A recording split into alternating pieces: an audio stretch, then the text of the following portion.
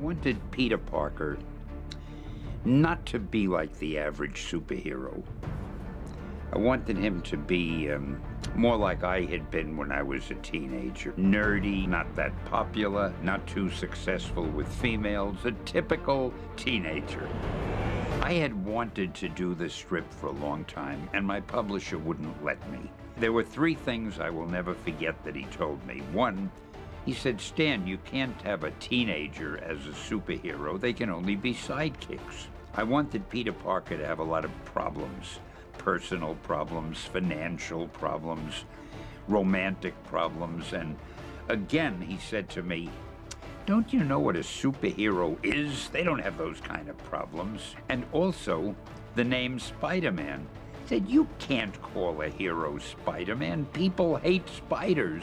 The villains are actually either as important or more important than the hero. Because, you know, you've already introduced the hero. The reader hopefully cares about the hero, but it's who's he fighting next. You always try to get a villain who seems so powerful that your first instinct is to say, there's no way the hero can beat this guy.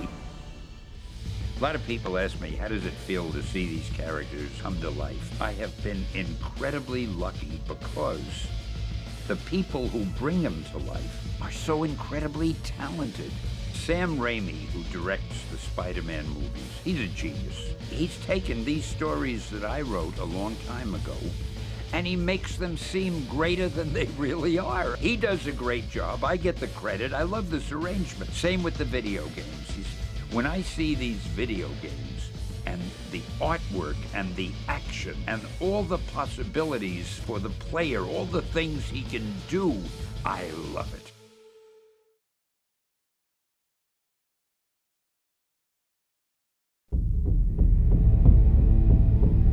I've had a lot of fun playing Spider-Man / Peter Parker in all three of the films, and what I think we've done really well is to make each film its own unique movie, and therefore it's been really exciting and a lot of fun for me as an actor to show up, because it's like a brand new character in a sense.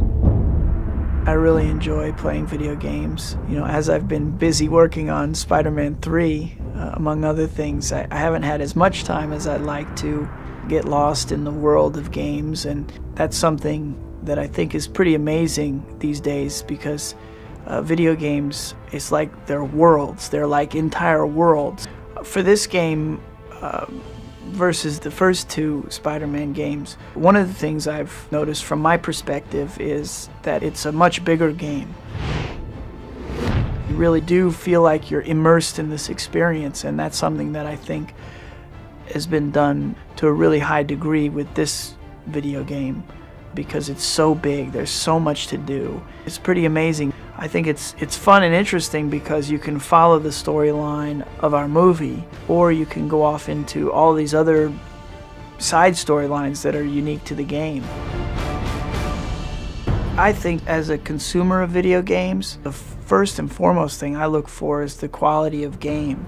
It's not just about the springboard of the movie title you have or whatever. It's really about the quality of the game.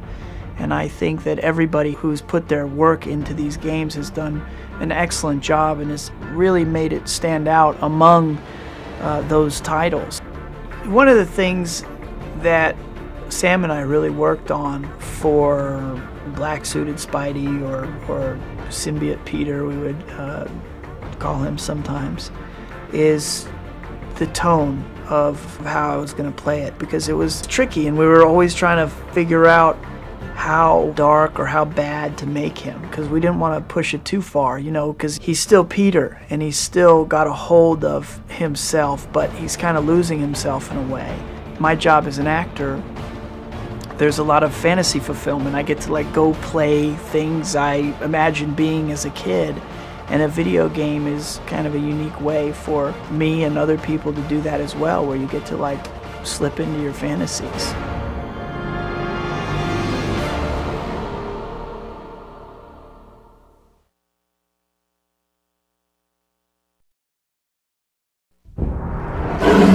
I play Eddie Brock, who becomes Venom. And Eddie is very similar to Peter when the movie starts. They both have the same job. They both work at the Bugle, and they're both kind of after the same woman. I've really only played good guys, so there's no limit to what you can do as a bad guy, and it's the same when we're working here on the game. When you're a protagonist, kind of a bell will go off in your head when you're going outside the realm of reality. But I never heard that bell, because I'm like a, half jerk, half psycho killer alien from outer space. So who's to say what that guy would do? Where Peter is like a really great guy inside, Eddie really has no foundation. He never had someone great like Uncle Ben to tell him, with great power comes great responsibility. So when he receives the same power, he uses it for evil. He actually wants to help the public. He's just trying to punish the people that he feels have done him wrong.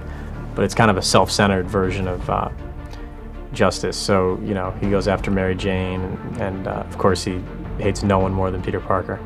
I think there's kind of a universal appeal to Peter Parker in that he's a normal guy.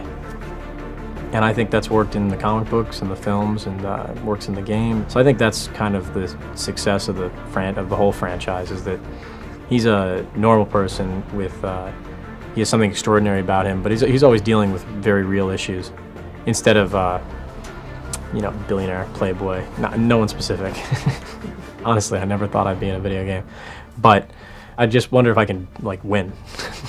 I can beat myself and win the game. I don't know. You know what I mean? Some of these are impossible, by the way, to win. I'm convinced. That's probably not going to be used, is it? No. Okay, whoops.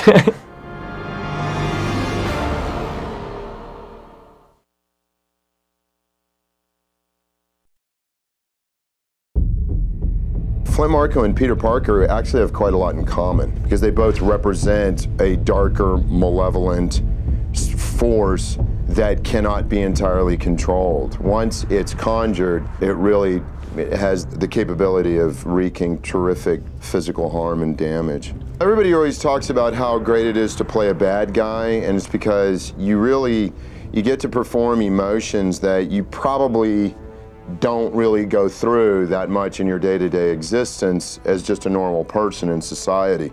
And I think that what they really captured with this story in Spider-Man 3 is that Peter Parker, he really gets to play both. I mean, it is Dr. Jekyll and Mr. Hyde, and as everyone knows, Mr. Hyde was a lot cooler than Dr. Jekyll. These darker instincts and feelings that are present, once that alien symbiote enters his life, it's like an addiction of sorts. It is an addiction.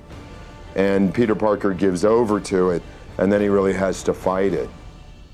He's just a normal kid. He's bitten by a spider and he gains these powers, but when he's just Peter Parker, he's just a normal guy. And I think that it was really apparent in the actor that they picked. I mean, Tobey is a very accessible, kind of open, honest, innocent personality on screen. And I think that that's where the popularity of the movie series starts. And then beyond that, with all the characters, including the villains, when the action sequences settle, you have to have moments of emotional intimacy that anchors the audience in such a way to the characters that they care about what happens to these characters, even the villains.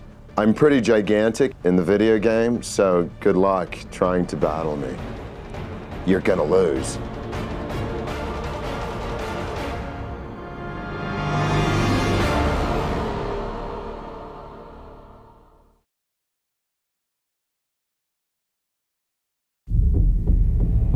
Harry is trying to figure out who Spider-Man is, and he's bent on vengeance, but once he finds out that it's Peter, he's kind of taken aback. But you see him in the third film, and he's gotten over that, and it doesn't matter if it's his best friend, he's ready to kill.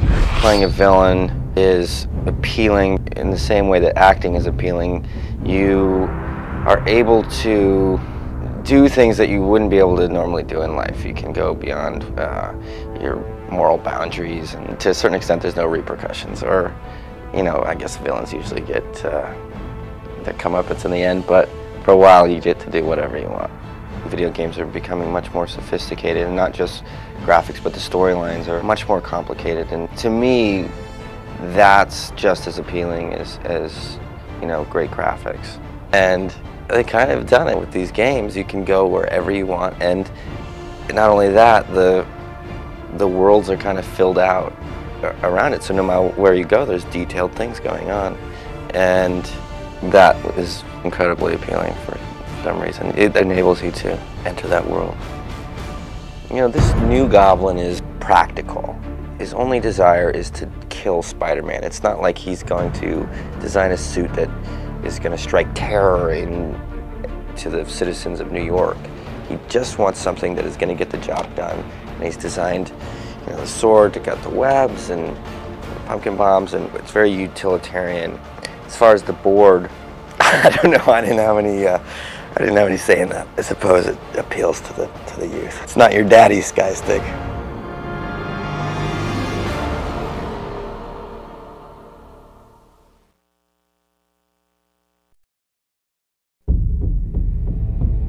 Spider-Man 3 is really more involved. There's more going on than maybe in the first two movies combined. Lots of new characters, new bad guys, new side characters, a new female character that Peter Parker deals with. It's just a lot of stuff going on. Lots of fun, lots of carnage, lots of fights, lots of screaming from the boss. Get me photos, pronto! J. Jonah Jameson is, of course, shockingly handsome fellow. Creating him originally was, a lot of it was about the look and, you know, trying to get that all just right. We tried our best to just lift him off the pages of the comic books. He's a blowhard. Parker! A nasty boss. I need pictures for tomorrow's front page. The first time I got somebody on the street stopping me and talking about J. Jonah Jameson, I, of course, assumed they were talking about either the first movie or the second movie, but then the second sentence out of their mouth was, it's one of the best games ever. And I have friends who are heavily into gaming too, kids and grown-ups, you know. So yeah, it's great to be recognized from this character, whether it's the movie or the game. More is better for actors, you know. When games started coming out and being based on movies, and then that was great. It's just another avenue for us to, you know, have some fun and pay the rent and all that. And now, you know, of course, games have become such a part of the landscape that we have movies based on games, which, you know, I don't know who would have imagined that 20 years ago. It's great. It's just another medium to enjoy and have fun in. The big difference between doing the character for the game and for the films, of course, is that you don't have to put on a wig and a mustache.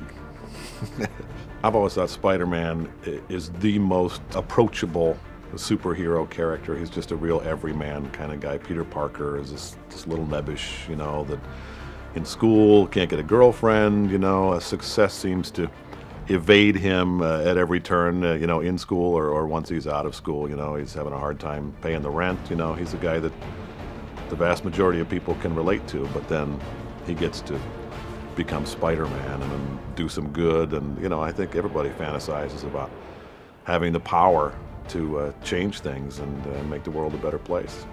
Everybody's got a dark side, you know. We'd all like to have the opportunity to just let it out at will sometimes, but we don't, most of us. So it's nice to live through other characters, Topher's character and Toby's character, and see that dark side come out and relish it and wallow in it and have a good time, and then turn off the game and go back to life.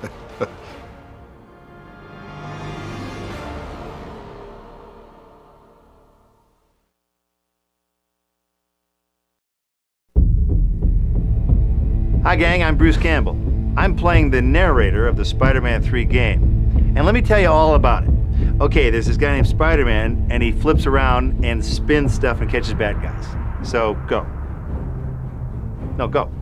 I really wish I could say that I was good at gaming, but I've tried some games, and I blew and I currently blow. My comic book experience goes back to like Sad Sack Comics and Archie Comics, whereas my buddy Sam Raimi, you know, would actually read the Spider-Man comics. So I have to say that's why he directed the series and I didn't. I'd never met any of the villains because these projects are always so top secret that I don't get to meet anyone because if I saw like a special outfit or something of the bad guy, they would blind me.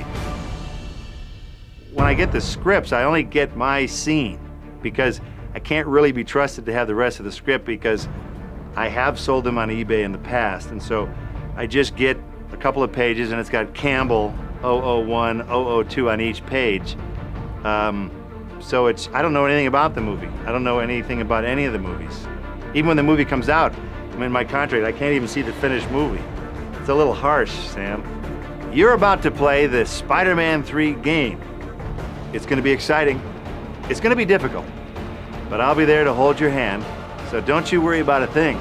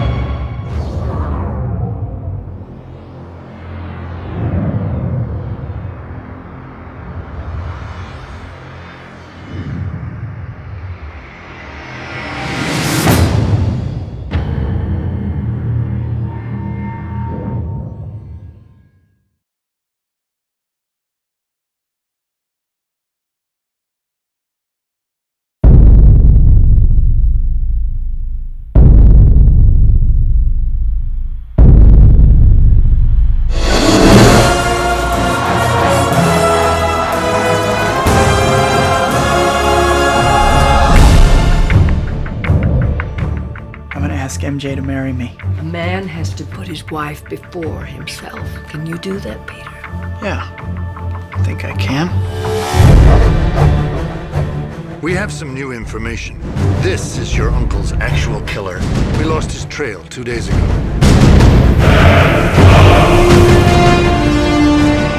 This man killed my uncle, and he's still out there. Everybody needs help sometimes, Peter. Even Spider-Man. Revenge is like a poison that can take us over. And before you know it, can turn you into something ugly. The suit. Where'd this come from? The power. Feels good. You lose yourself to it. Whoa, Spidey, love the new outfit. Remember Ben Parker? What does it matter to you anyway? Everything!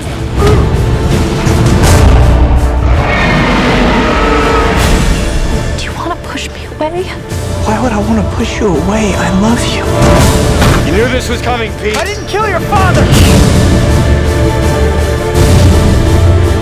What's happening?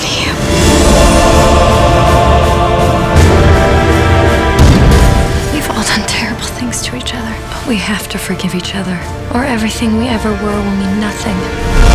I need your help. I have to stop it.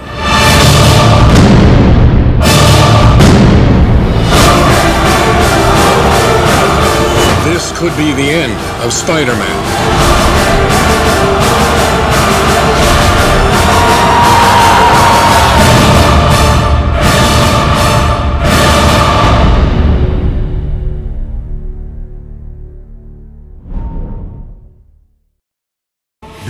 see Spider-Man 3 in theaters, you have to see the all-new Spider-Man 2.1. Ladies and gentlemen, fasten your seatbelts. The all-new extended cut DVD. Go get him, Tiger. With 8 additional minutes of never-before-seen footage. All new fight scenes. A sneak peek at Spider-Man 3. And more bonus material that gives you unprecedented access to Spider-Man 2. I think the image you have is fantastic. It's really put together. The costume, this thing, I mean, it's really put together. I want Spider-Man!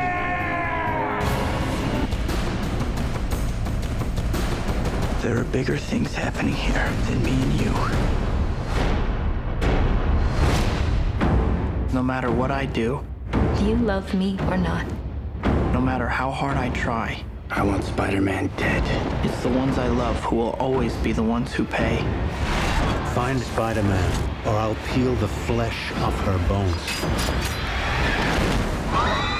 Tell everyone to hang on! See Spider-Man 2 like never before.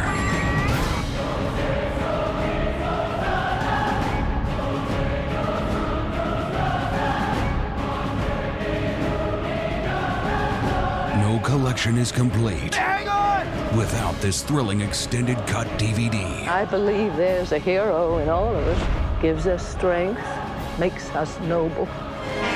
Even though sometimes we have to give up the thing we want the most.